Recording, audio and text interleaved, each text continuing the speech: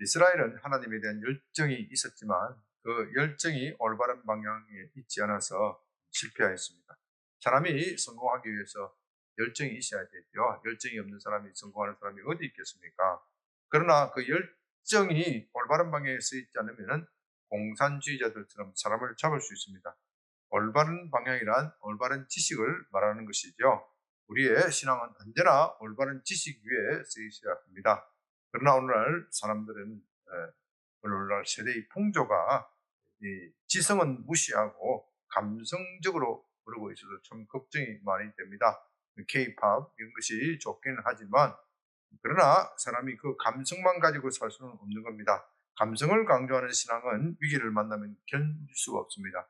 감성은 잠깐일 뿐입니다. 그러나 우리의 신앙이 지성과 감성의 균형 위에 서 있을 때에 제대로 성장해서 풍성한 열매를 맺을 수 있습니다. 그러므로 여러분들은 이 시대가 어떠하든지 그런 데 개의치 말고 하나님의 말씀에 집중하여 올바른 방향을 잡는 데 힘을 쓰시기 바랍니다. 그렇다면 올바른 지식은 어디서 나오는 것입니까? 그것을 세상 사람들에게 물어보면 당연히 지식은 과학에서 나온다, 그렇게 말할 것입니다. 과학이 참 중요하지요. 그것을 어떻게 무시할 수 있겠습니까? 그러나 과학이 모든 것을 우리에게 말해주는 것이 아닙니다. 과학은 어디까지나 인간의 이성, 인간의 머리에서 나온 것에 불구하고 또 우리가 보이는 세계, 물리적 세계에 관하여 설명하는 데 유익할 뿐입니다.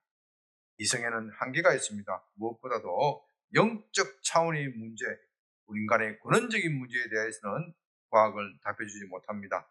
우리가 어디서 왔다가 어디로 가는 것인지, 사후세계가 존재하는 것인지, 우리가 죽고 나면 어떤 세상이 있는 것인지, 이런 것은 과학이나 이성이 알려주지 못합니다. 그래서 우리에게 종교와 철학이 있지요. 그러나 세상의 종교와 철학은 우리에게 만족할 만한 답을 주지 못합니다. 우리보다 좀 나은 사람들이 생각해서 또 고안해낸 것이 이 세상의 종교와 철학일 뿐입니다. 그러나 그들도 역시 우리와 같은 결정과 한계를 가지고 있기 때문에 이 광활한 우주를 설명하기에는 턱없이 부족합니다. 무엇보다도 세상의 지혜로는 하나님을 알지 못하고 우리에게 구원을 주는 지혜를 줄 수가 없습니다. 어떤 사람이 공자에게 사후세계가 어떻는지, 사후세계가 있는 것인지, 그것이 어떤 것인지 물었다고 합니다. 그러니까 공자 선생님이 대답하시기를, 이 사람아, 내가 사는 것도 모르는데 어떻게 죽고 나서 이 세상을 알 수 있겠느냐, 그렇게 대답했다고 하죠. 그런 점에서 공자는 참으로 솔직한 분이고 온 인류의 존경을 받을 만한 스승이십니다. 이제 우리가 진리를 알 수 있는 방법은 단 한 가지뿐인데, 그것은 이 세상을 창조하시고 우리를 만드신 하나님께서 자기 스스로 인간에게 자기를 보이시고 계시하시는 것, 그것뿐입니다. 그것 외에는 모두 다 인간이 고안하거나 인간이 생각하는 것에 불과하기 때문에 완전할 수가 없습니다. 진리는 언제나 하나님을 아는 데서부터 시작됩니다. 여기서 말하는 진리는 물질적인 세계에 관한 법칙을 말하는 것이 아니죠. 우리가 구원을 얻는 인간의 근본적인 문제, 구원을 얻는 지식을 말하는 겁니다. 우리가 하나님을 알면 참된 지식에, 참된 진리에 도달하여 구원을 받을 수 있습니다. 참으로 감사한 것은 하나님은 우리 인간에게 자신을 알리시기를 기뻐하셨다는 겁니다. 문제는 우리가 하나님을 알려고 하지 않는 데 있습니다. 우리가 하나님이 우리에게 알려주시더라도 우리가 그것을 거부하는 데 문제가 있습니다. 하나님을 아는 것이 모든 지식의 근본입니다. 잠언 9장 10절에서 여호와를 경외하는 것이 지혜의 근본이요 거룩하신 이를 아는 것이 명철이다. 명철, understanding, 어성이라 그랬죠. 이 모든 사물을 이해하는 것이 근본이 하나님을 아는 것입니다.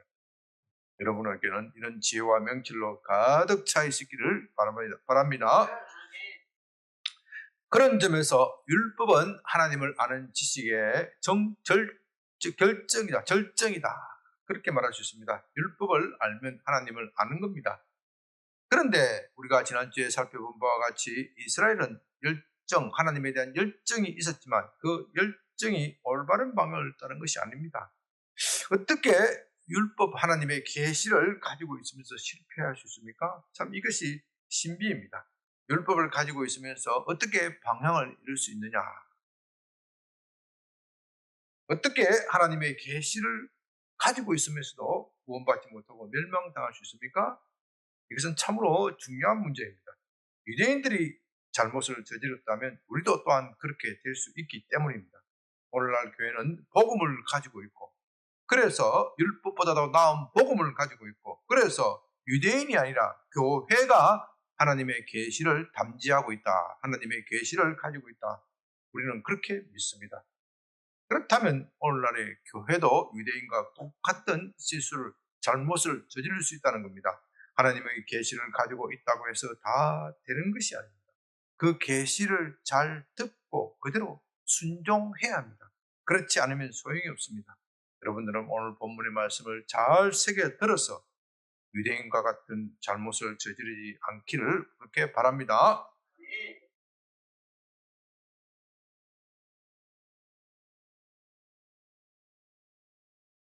본문 10장 4절입니다. 그리스도는 모든 믿는 자에게 율법의 마침이 되느니라. 율법은 원래 좋은 것입니다. 그것을 지키는 사람은 생명과 복을 얻게 되어 있습니다. 그러나 누가 율법을 지킬 수 있겠습니까?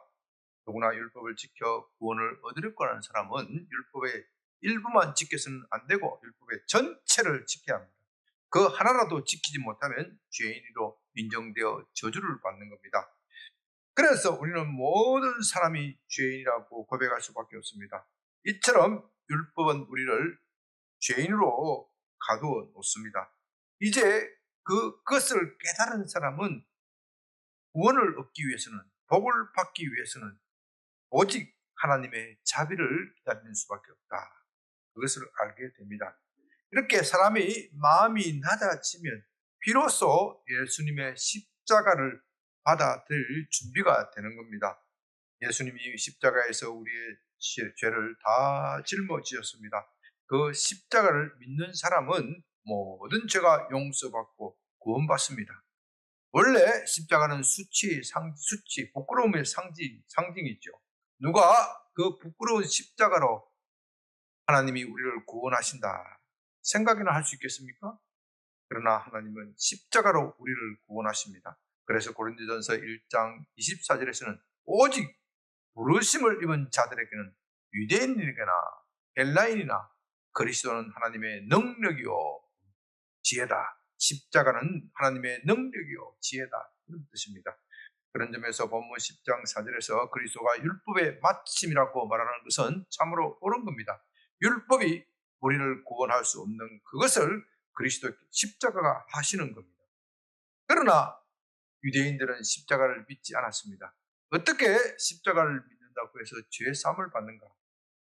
사람이 율법을 지켜야 의인이 되고 구원을 받는 것이지 어떻게 십자가를 믿는다고 해서 구원을 받는 것인가? 그들은 그렇게 주장하면서 한사코 십자가를 거부하고 율법을 지켜 구원받기를 노력하였습니다. 그래서 그들 중 다수는 구원받지 못하고 떨어져 나갔습니다. 이것은 참으로 안타까운 일이죠. 그들이 누구입니까? 이스라엘이 누구입니까? 하나님의 택함을 받은 선민입니다. 아브라함의 후손입니다. 더구나 그들은 바벨론 포로에 끌려갔다가 돌아온 사람들의 후손입니다. 다시 말해서 남은 자들의 후손입니다. 남은 자라는 것은 성경에서 매우 영광스러운 단어입니다. 아무나 남은 자가 되는 것이 아니지요. 모든 것을 버리고 거기에 집중해야 남은 자가 되는 겁니다. 그러나 그렇게 남은 자들에 속한 유대인들 중에서도 또다시 떨어져 나갔다는 겁니다. 그래서 십자가는 거치는 돌이고 시험석입니다. 그것을 믿는 사람은 구원을 받을 것이지만 그것을 믿지 않는 사람은 영원한 멸망을 받을 것입니다.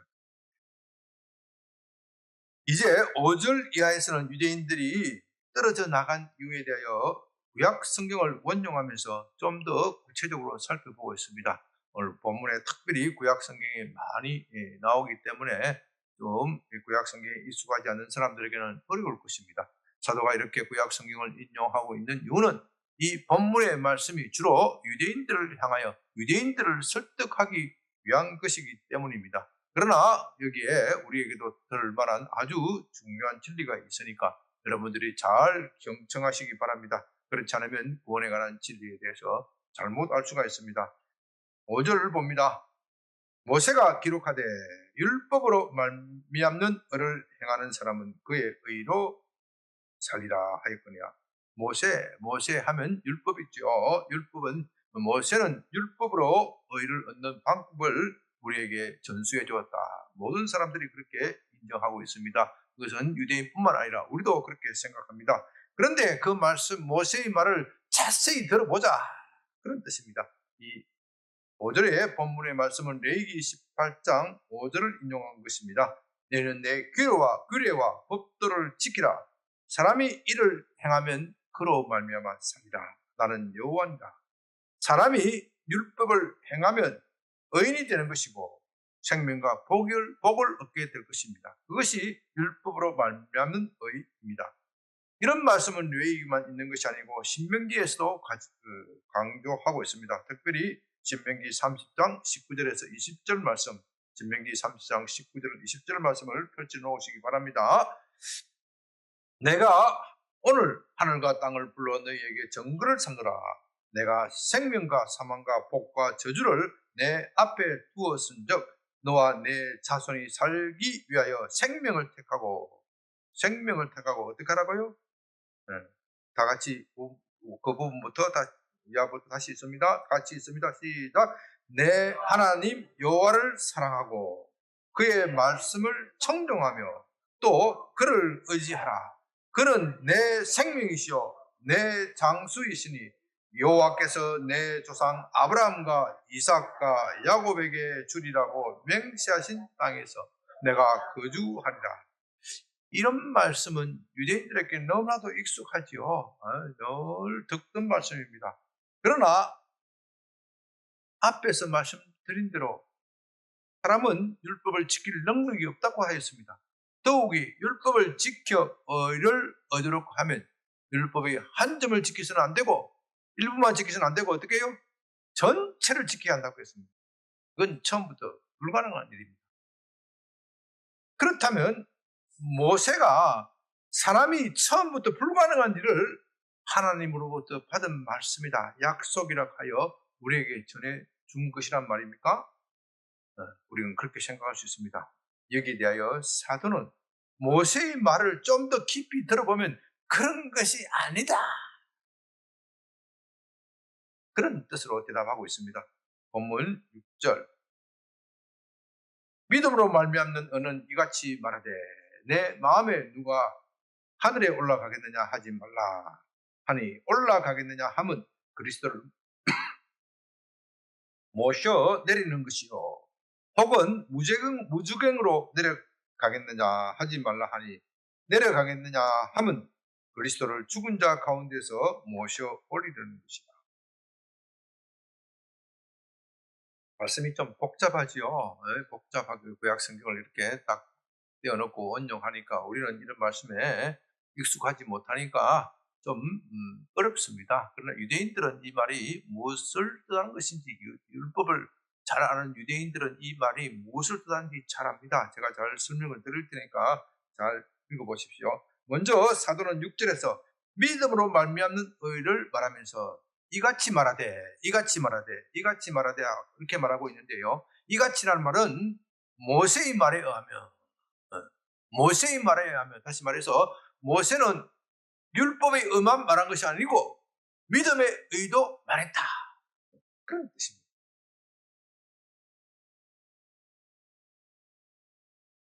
모세가 믿음의 의로 말했다. 이건 우리에게는 그래도 우리도 좀 이해하기 어렵지만 유대인들에게는 정말 이해하기 어려운 말입니다.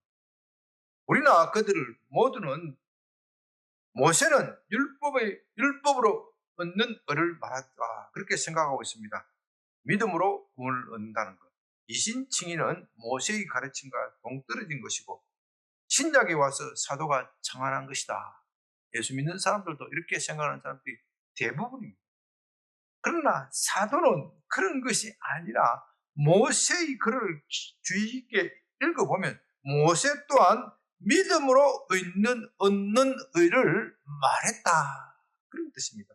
다시 말해서 믿음으로 얻는 의는 신약에 와서 사도가 확립한 것이 아니라 이미 구약 성경에 나와 있던 것인데 유대인들이 미처 그것을 깨닫지 못하였다.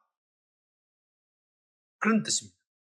사도는 그것을 논증하기 위하여 신명기 10장 11절에서 14절을 인용하고 있습니다. 이 본문 6장 8절은 신명기 30장 11절 14절에 원용한 구절입니다. 여기 이것을 잘 읽어보시기 바랍니다.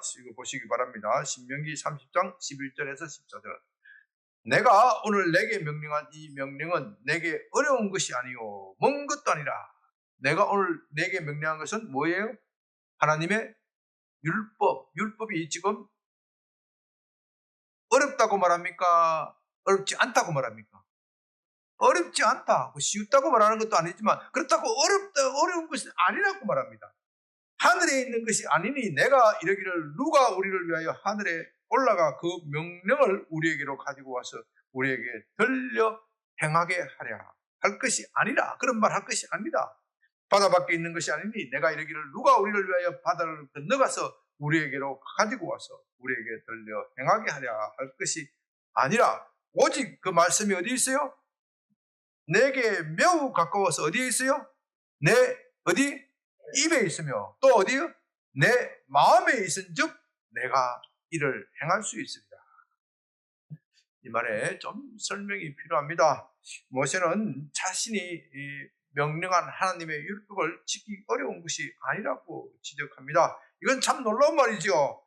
이스라엘 백성의 생각과는 전혀 다른 말을 하고 있는 겁니다. 지금 이스라엘 백성들은 하나님의 말씀을 지키는 것이 쉽다고 생각했습니까? 어렵다고 생각했습니까?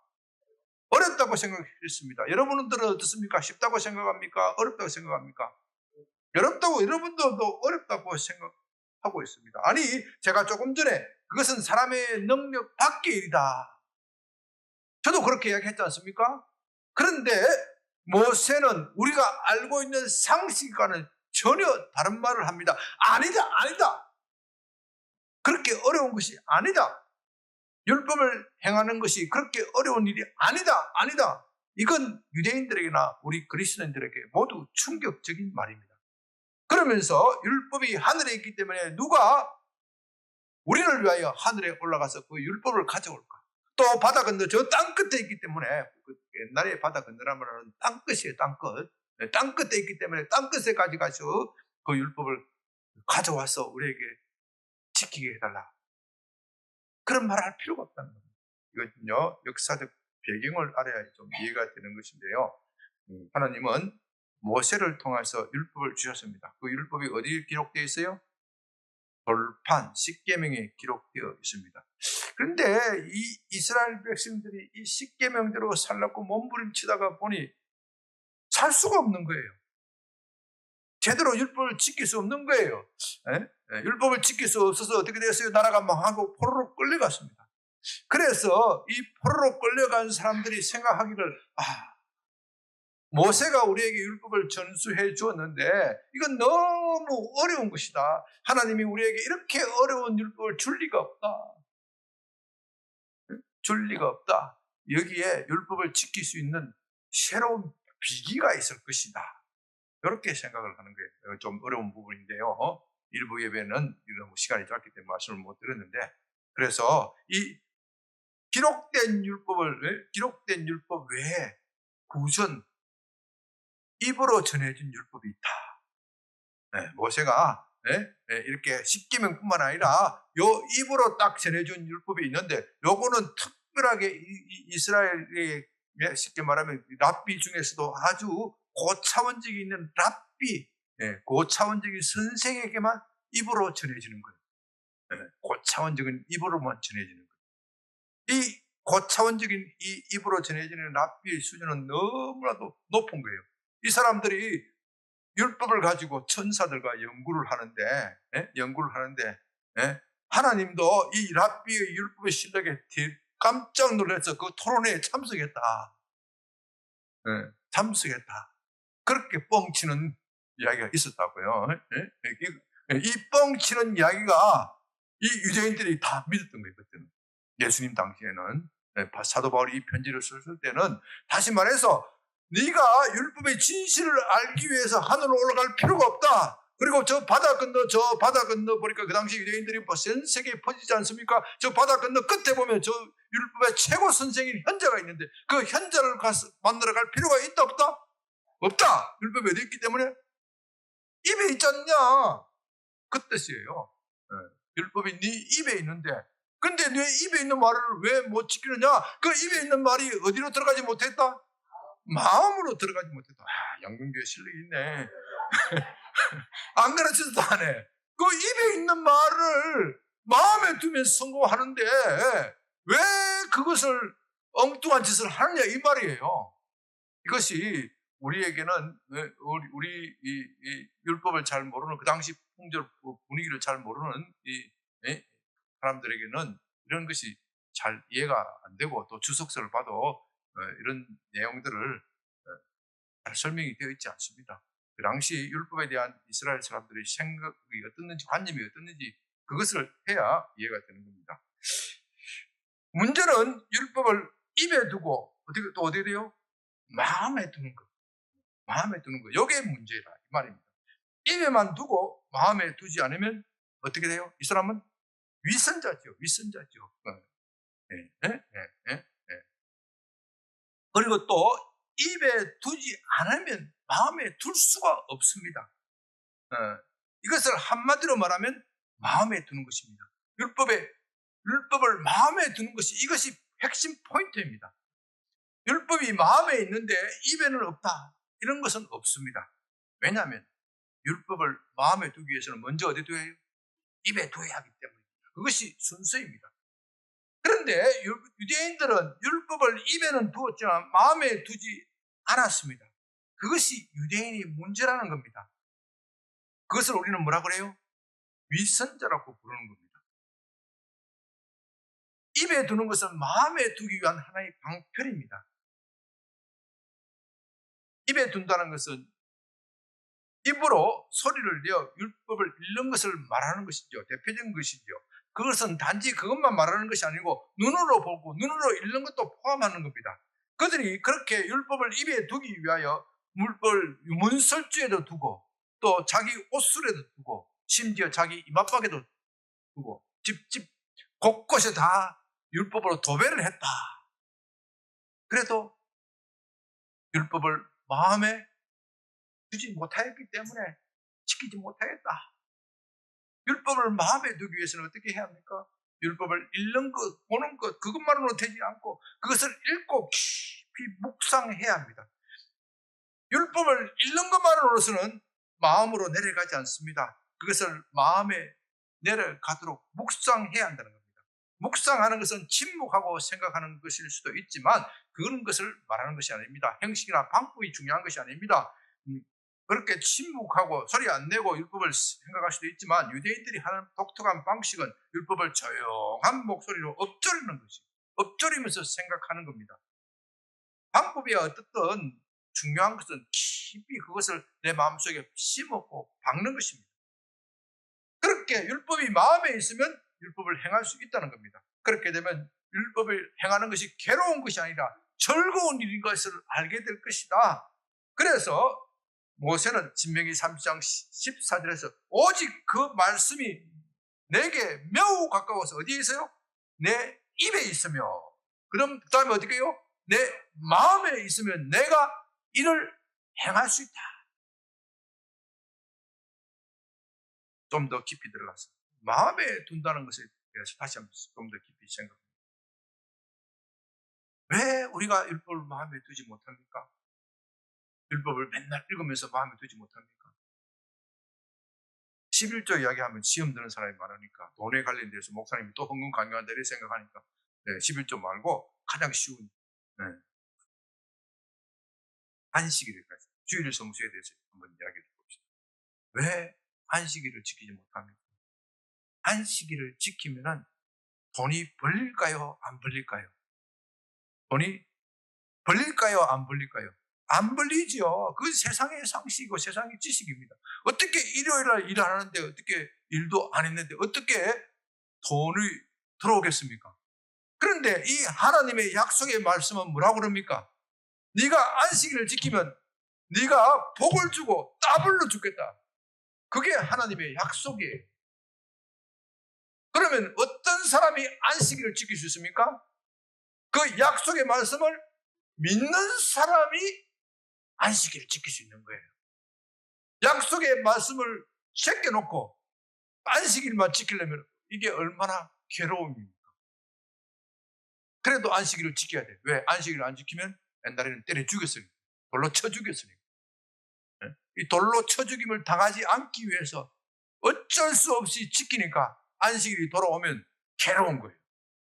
야, 또 이게 내가 안식일을 일을 해야 밥벌이가 되는데, 예? 밥벌이가 되는데 이 안식일을 지키지 않으면 저 종교 지도자들, 예? 예? 이 제사장 바리새인들이 와서 몽둥이로 쳐들고 와서 나는 패 죽일 것 같아.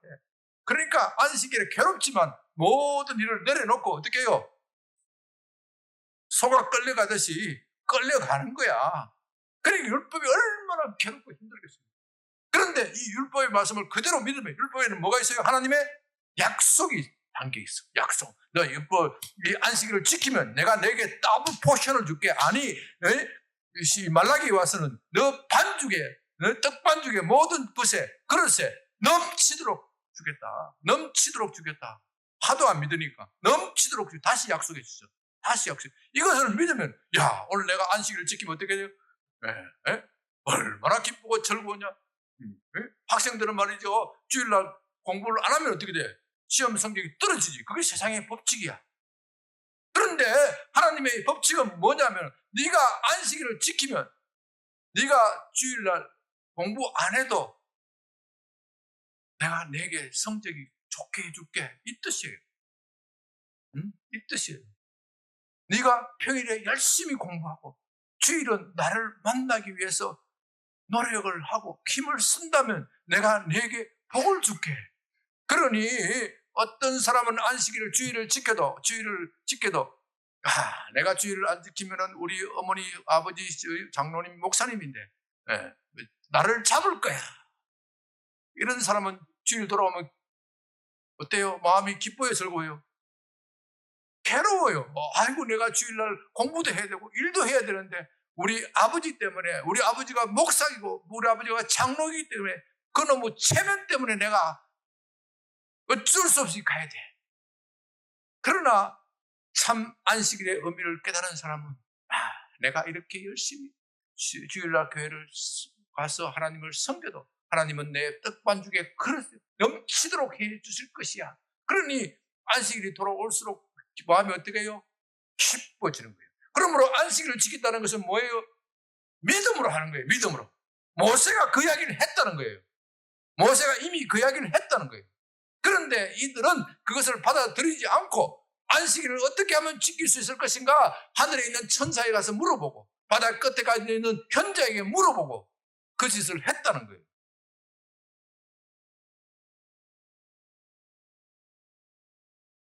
이스라엘 사람들은 율법을 입에 두는 것은 성공했으나 마음에 두는 것은 실패했습니다. 입과 마음 사이의 거리가 얼마입니까? 저희 입과 마음 사이의 거리가 불과 50cm 정도 되지 않을 겁니다. 그러나 그 거리가 얼마나 멉니까? 언젠가 제가 이 세상에서 가장 긴 여행이다. 그렇게 제목으로 설교한 적이 있습니다. 그래서 하나님은 선지자들을 통하여 그들이 마음이 부패했다. 그들이 마음이 내게서 멀어졌다.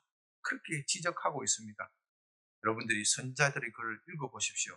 거기에 입을 책망하는 구절도 들어 나타나지만 가장 많이 책망하는 것은 이 마음입니다. 네 마음이 내게서 떠났다. 그들이 입으로 아무리 율법을 달달 외워도 그 율법이 마음에 새겨져 있지 않으면 소용이 없습니다. 율법을 마음에 새기려면 어떻게 해야 돼요? 율법에 달린 무엇을 믿어야 돼요? 약속을 믿어야 돼요. 율법에 부과되어 있는 약속을 믿어야 돼요. 다시 한번 아까 우리 신명기 30장 3장 19절에서 20절. 네? 다시 한번 봅시다. 신명기 3장 19절 20절 다 같이 한번 읽어봅니다. 시작. 내가 오늘 하늘과 땅을 불러 너희에게 정거를 삼으라. 내가 사망과 복과 저주를 내 앞에 두어선적 너와 내 자손이 살기 위하여 생명을 택하고 내 하나님 여호와를 사랑하고 그 말씀을 청정하며 그의 의를 그는 내 생명이시여 내 장수이시니 여호와께서 내 조상 아브라함과 이삭과 야곱에게 주시라고 명세하신 땅에서 거주하리라. 여기 보십시오. 하나님이 우리 앞에 복과 저주를 두었어요. 저주 땅에서 율법을 지키면 어떻게 해요? 무엇을 받는 거예요? 복을 받는 것이고, 율법을 지키지 못하면 저주를 받는 겁니다.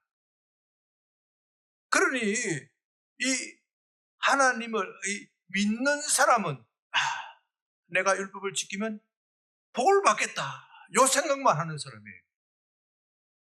마음에 두고 입에 두고 마음에 둔다는 것은 내가 율법을 지키면 복을 받겠다, 요 생각만 하는 사람이에요.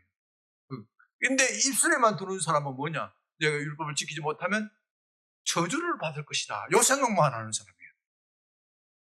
이해가 되세요?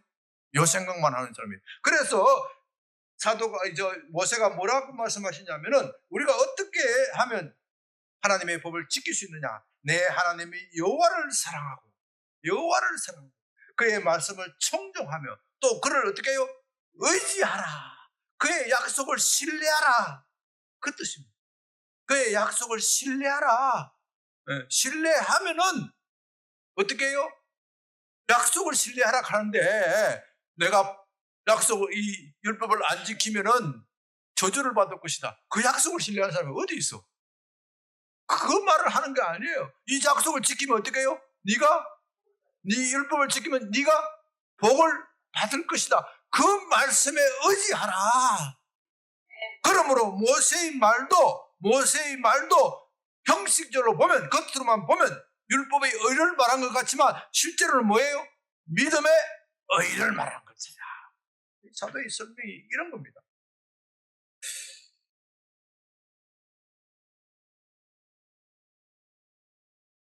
학자들이 율법의 개수를 세어보니까 하라는 명령이 248개고 하지 말라는 계명이 365개, 합계 613개라고. 근데 이 모든 명령의 핵심은 하나님을 사랑하라는 겁니다. 하나님을 의지하고 신뢰하라는 겁니다. 그런데 유대인들은 하나님 사랑, 하나님 신뢰, 하나님 의지를 빼고 모든 것을 다 지켰어요. 이게 그들의 실패의 원인이다, 그런 뜻입니다. 가장 중요한 앙코 같은, 앙코만 빼고, 앙코라 했더니 이상하게, 핵심을 빼고 엉뚱한 디스플레이를 한 거예요. 사람이 하나님을 사랑하기 위해서는 하나님께 절대 신뢰, 절대 겸손, 절대 순종해야 합니다. 다시 말해서 자기가 없어져야 합니다. 자기가 죽어야 합니다. 지금 당장은 율법을 지키는 것이 내게 해가 되는 것처럼 보이지만 끝내는 복을 주시는 하나님이다, 이것을 믿어야 율법을 지킬 수 있습니다. 그러나 유대인들은 율법을 지키면 지킬수록 겸손해지는 것이 아니라 교만해졌습니다. 안식일을 지키면 지킬수록 겸손해져야 되는데 지키지 못하는 사람들에 대해 우월의식을 가지고 그들을 경멸하였습니다. 율법을 지키지 못하는 사람도 사정이 있지요. 믿음이 연약하다거나 또 먹고 살 것이 막막하여서 일주일에도 일을 해야 한다, 믿음이 없기 때문에 그런 것이죠. 그런 사람들도 있을 수 있습니다. 우리는 그런 사람들을 볼 때 안타까운 마음으로 기도해야 되지 우월의식을 가져서 그들을 정죄해서는 안 된다는 겁니다. 그것은 하나님을 사랑하고 이웃을 사랑하는 계명을 범하는 것이 됩니다. 우리가 참된 사랑을 가지면 그렇게 경멸할 수가 없다는 겁니다. 그러므로 우리가 율법을 지키기 위해서는 자기를 죽이고 하나님만을 사랑하고 하나님만을 의뢰하고 하나님만을 의지해야 한다는 겁니다. 유대인들은 이것을 몰랐기 때문에 실패한 것입니다. 이제 이것을 생각하면서 다시 본문을 돌아가서 살펴봅니다. 6절에서 믿음으로 말미암는 의인은 누가 하늘에 올라가겠느냐 하지 말라고 합니다. 왜냐하면 그리스도께서 다시 그리스도께서 무덤에서 부활해서 무덤 이미 하늘로 올라가셨기 때문입니다. 또 7절에서는 누가 무저갱으로, 다시 말해서 지옥으로 내려가겠나 하지 말라, 그렇게 말하는 것은 그리스도를 다시 끌어올리는 것이다, 그렇게 말합니다. 왜냐하면 그리스도께서 이미 우리를 위하여 십자가의 고난을 당하셨기 때문입니다. 이 말씀을 모세의 시대의 사람들이 율법을 아주 멀리 있는 것처럼 생각해서, 모세가 지금 전해준 율법은 아주 부족하기 때문에 새로운 것이 필요하다, 새로운 것을 보충받아야 한다, 그것을 위해서 아주 멀리 심지어 하늘 끝까지 올라간 것처럼 그런 짓을 너희는 더 이상 하지 말라는 겁니다. 율법은 매우 가까운 곳에 있습니다. 어디에 있습니까? 입에 있습니다. 입에 있는 말씀을 그들이 마음으로 끌어내리면 되는 겁니다. 그와 같이 그리스도께서 십자가에서 고난을 받고 부활하신 것은 부활하시고 성천하신 것은 명백한 사실입니다. 그리스도께서 부활하신 증거를 찾기 위해서 저 하늘로 올라가서 천사들에게 주님이 여기 부활하시기 맞냐 이렇게 물어볼 필요가 없다는 겁니다. 또 지옥까지 끝까지 내려가서 예수님이 여기에 오신 것이 맞냐, 우리를 위하여 십자가를 지신 것이 맞냐, 그것을 말할 필요가 없다는 겁니다. 그렇게 할 사람도 없겠지만, 그렇게 할 수 있는 사람도 없겠지만, 그런 어리석은 짓을 하지 말라는 겁니다. 복음이 우리 앞에 이미 명백하게 선포되었습니다. 그리스도께서 무덤에서 부활하고 성천하신 것은 그들에게는 너무나도 명백한 사실입니다. 그러므로 그들이 지금 그들의 복음이 어디에 있습니까? 입에 있으니까 이 입에 있는 복음을 어떻게 하라고요? 마음으로 끌어내리라는 거예요. 그러면 복음대로 살리라. 그래서 본문 8절에서는 이렇게 말합니다. 그러면 무엇을 말하느냐? 말씀이 내 가까워, 말씀은 복음을 말하는 겁니다. 이 복음의 말씀이 가까워서 내 입에 있으며 또 어디요? 마음에 있다 하였으니 곧 우리가 전파하는 믿음의 말씀이라. 모세의 율법이 아니라 믿음의 말씀, 복음이다. 다시 말해서 모세가 율법을 입에 두고 마음에 두라고 말한 것처럼 사도는 우리가 전하는 말씀, 사도가 전하는 말씀, 그 복음의 말씀을 입에 두고 또 어디에 두라고요? 마음에 두라는 겁니다. 입에 두는 것과 마음에 두는 것 중에 어느 것이 더 중요합니까? 그렇죠. 마음에 두는 것이 더 중요합니다. 마음에 두면 입에서 자연스럽게 나오게 되어 있습니다. 또 마음에는 없지만 입에는 둘 수 있죠. 그런 경우는 있을 수 있습니다. 밀선자지요. 그러나 마음에는 있지만 입에는 두지 않는다, 이런 것은 없어요. 왜냐하면 우리의 믿음은 반드시 외부로 표현되어야 하기 때문입니다. 그렇지 않으면 믿음으로 인정받지 못합니다. 내가 마음으로 예수를 믿는다. 우리가 전도하다 보면 그런 사람 가끔 맞아지요. 나는 교회는 안 나가지만 내 마음으로 예수를 믿는다. 그러니까 더 이상 나한테 간섭하지 마라. 절대 자기 믿음을 밖으로 표현하지 않습니다. 그런 믿음은 믿음이 아니라는 겁니다. 왜 이것이 그런 것인지 9절 이하에서 설명합니다. 9절, 내가 만일 내 입으로 예수를 주로 시인하며 또 하나님께서 그를 죽은 자 가운데서 살리신 것을 내 마음으로 믿으면 구원을 얻으리라. 사람이 마음으로 믿어 의에 이르고 입으로 시인하여 구원에 이르느니라. 이 구절은 우리가 참으로 좋아하는 말씀이죠. 또 우행이나 전도 집회에서 믿지 않는 사람들을 초청할 때, 그들의 결신을 촉구할 때 자주 원용됩니다. 설교자가 눈을 감으라고 하고서는 여러분 예수님을 믿습니까? 여기에 예수님을 주님으로 시인하며 하나님께서 예수를 죽은 자 가운데서 살리신 것을 믿으면 구원을 받는다고 하였습니다. 여러분은 예수님 믿습니까? 이렇게 눈 감으라고 해가 세워서 올려놓으면 예, 안 할 사람이 어디 있겠어요? 예, 그렇게 대답하죠. 그러면 뭐라고 말합니까? 이제는 여러분이 구원을 받았습니다. 이 본문의 말씀에 하면 여러분은 구원을 받았습니다. 하나님의 자녀가 된 것을 축구합니다. 그렇게 하면 와, 어떻게 해요? 박수를 치면서 축구하고 환영한다, 그렇게 말합니다. 그러나 그 사람들 중에서 진짜 예수 믿고 구원받은 사람이 얼마나 됩니까? 그 다음에 또 전도대에 초청받아 또 와요. 이 말씀은 그런 가벼운 말이 아닙니다. 이건 당시 시대의 상황이 볼 때 매우 어려운 말이에요. 여기서 입으로 시인한다는 것은 마음에도 없이 입만 달싹거리는 것을 말하는 것이 아닙니다. 당시 세상의 주인은 누구입니까? 누구입니까? 당시 세상의 주인은 누구입니까? 로마 황제입니다. 로마 황제가 온 세상의 주인으로 행시하였습니다. 그것을 부정하면 가벼울 경우 직장에서 쫓겨나는 것이고 심하면 죽임을 당할 수 있습니다. 그런 세상에서 예수가 주다 시인하는 것은요, 그것을 마음으로만 시인하는 것이 아니고 어떻게 해요? 입으로 나와야 돼.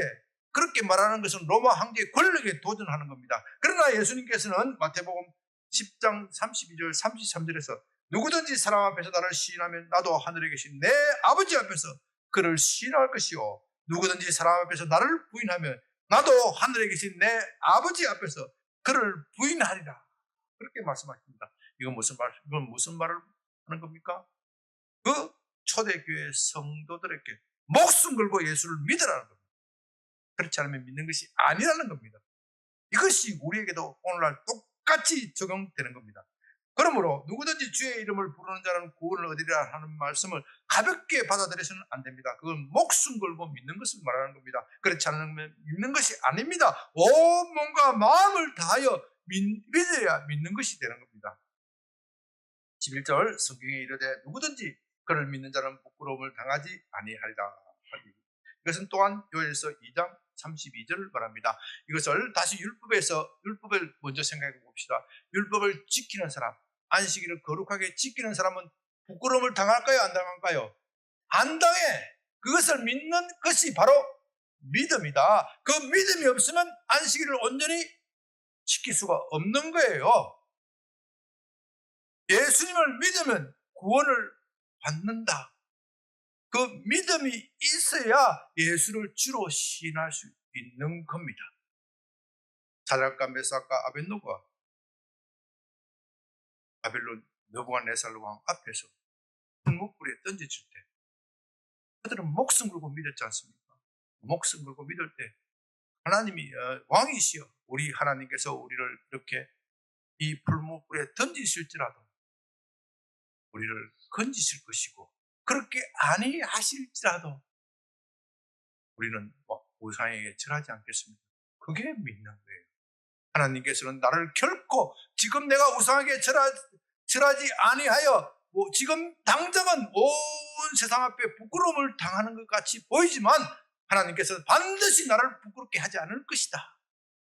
설령 이 세상에서는 부끄러움을 당할지라도 더 나은 세상에서는 결코 부끄러움을 당치 않게 해주시겠다.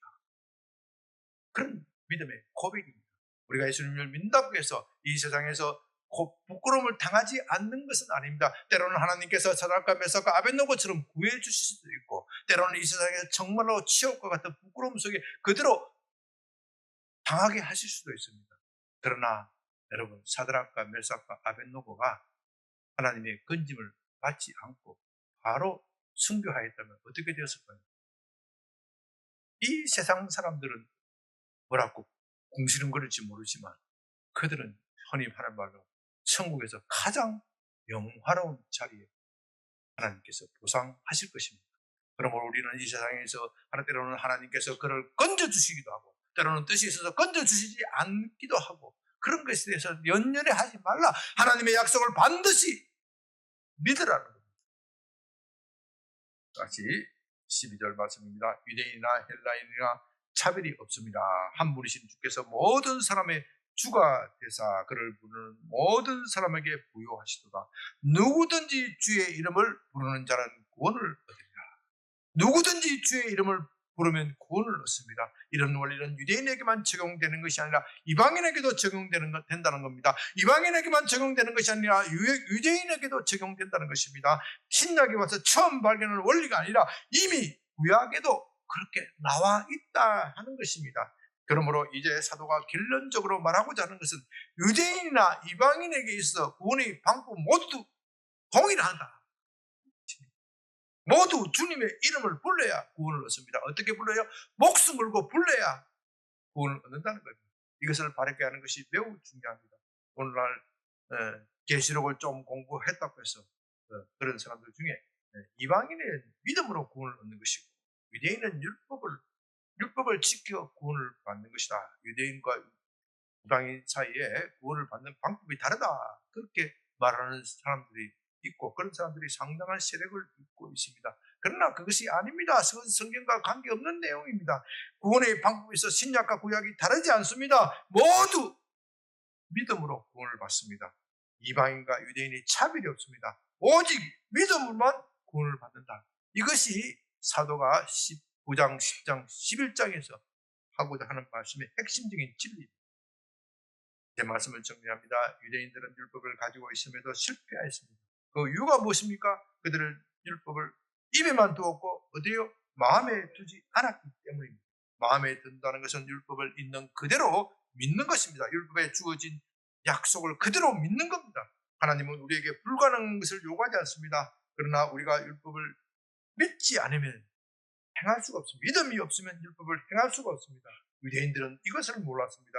그들도 자기 힘으로 도저히 율법을 지킬 수 없다는 것을 알았습니다. 그래서 이상한 방법을 동원한 겁니다. 그러나 그렇게 해서는 안 되죠. 자기 힘으로 할 수가 없다면 하나님의 도움을 구해야 합니다. 그러나 그들은 하나님의 도움을 구하지 않으면서 마치 율법에 무슨 흠이라도 있는 것처럼 더 나은 율법의 비기를 찾기 위하여 하늘로 올라가고 땅끝까지 갔다는 겁니다. 그런 짓을 하지 말라는 겁니다. 모세가 말하고 저는 참된 뜻은 하나님을 믿고 신뢰하는 겁니다. 그렇게 하면 율법을 행할 수 있다는 겁니다. 유대인들은 이런 진리를 모르고 헤맸습니다. 그것이 그들의 실패한 이유입니다. 이제 유대인들이 그렇게 실패하였다면 우리도 동일한 잘못을 저지를 수 있습니다. 우리는 율법 대신에 복음을 가지고 있습니다. 복음은 율법보다 훨씬 탁월한 겁니다. 그러나 그 복음을 입에만 두어서는 안 되고 어디에요? 마음에 두어야 합니다. 그래야 믿는 겁니다. 복음을 가지고 있다고 해서 다 되는 것이 아닙니다. 양변교회에 출석했다고 해서 다 되는 것이 아닙니다. 그 복음을 믿어야 합니다. 믿기 위해서는 하나님의 말씀을 어디에요? 입에다 두고 마음에도 두어야 합니다. 그런데 오늘날 참으로 안타까운 것은 하나님의 말씀을 중요하지 않게 생각하는 풍토가 있습니다. 특히 복음주의자들의 진영에서 이런 풍조가 만연해 있는 것은 심히 유감스럽습니다. 그들은 성경을 읽기보다는 직접적으로 하나님의 음성 듣기를 좋아합니다. 이것이 다시 한번 상세하게 이야기를 있겠지만 순복 오순절 계통의 교회에서 그런 풍조가 흘러왔습니다. 오순절 계통이 교회를 위하여 많은 유익한 일을 했지만 치명적인 결점은 성경을 등하시하게 한 것입니다. 그래서 직접적으로 하나님의 음성을 듣겠다 이런 이런 일에 빠져 있는 사람은 성경 읽기를 등한시합니다. 또 읽더라도 어떻게 읽습니까? 성경을 있는 그대로 성경에 나와 있는 하나님의 말씀, 진리, 원리를 뽑아서 찾아서 발견해야 되겠다. 그것이 성경을 묵상하고 읽는 겁니다. 그렇게 생각하지 않고 성경을 자기 상황에 맞추어서 재해석해서 읽는 겁니다. 아니 해석이라고 할 것도 없습니다. 그냥 성경 구절에 한 구절을 딱 떼어서 자기에게 딱 적용시키는 겁니다. 예를 들면요, 오늘 동쪽으로 가라. 성경 구절에 그렇게 있다면은 어떻게 얘기합니까? 오늘 자기가 어렵고 힘든 상황을 만났는데, 동쪽에서 귀인이 오는 것 같다. 귀인이 온다. 네? 어디서 주로 쓰는 말입니까? 네? 무당들이 쓰는 용어죠. 토정비결에서 나온. 네.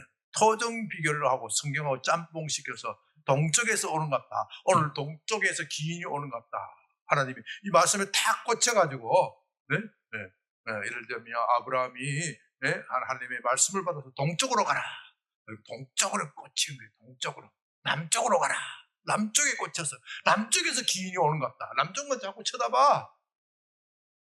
이렇게 식으로 성경을 해석하고 이런 식으로 하나님의 음성을 그러려다가 패가 망신한 사람이 한두 사람이 아니에요. 믿음의 파산을 당한 사람이 한두 사람이 아니에요. 여러분들은 이 성경을 사랑해야 해요. 이 성경을 사랑하면서 이 성경 속에서 진리의 말씀을 캐내야 돼요. 여기에 성경은요, 그냥만 읽어보면요, 여기에 인간의 눈으로 보면 여기 오점 투성이고 이 보석이 어디에 감추어져 있는지 몰라. 성경을 우리의 겸손한 마음으로 하나님의 성령의 도움을 구하면서 읽으면 성경의 말씀이 진리로 살아나면서 여러분들이 다른 방향을 제시하고 또 그 방향으로 갈 수 있는 힘을 주시는 겁니다. 그러므로 여러분들은 이 성경을 사랑해야 하고 성경을 읽고 또 읽어야 합니다. 다 같이 기도합니다. 아버지 하나님 감사합니다. 우리에게 참 진리의 말씀을 전해주시니 감사드립니다. 주님, 이스라엘 백성들이 하나님의 율법을 듣고서도 그 율법을 마음에 새기지 못하고 자기 마음대로 해석하고 자기 마음대로 또 다른 율법을 찾다가 실패하였습니다. 오늘 우리에게도 복음이 주어졌지만 하나님의 복음을 주어졌지만 이 복음의 말씀을 제대로 믿지 않고 다른 것을 찾고 다른 음성을 찾으다가 실패하고 망한 사람들이 한두 사람이 아닙니다. 우리의 믿음 진리 위에 서서 든든히 서서 이 악한 세상에서 주의 진리대로 살아가는 우리 향병교회 모든 성도들이 되게 하여 주시옵소서. 예수님 이름으로 기도드립니다. 아멘.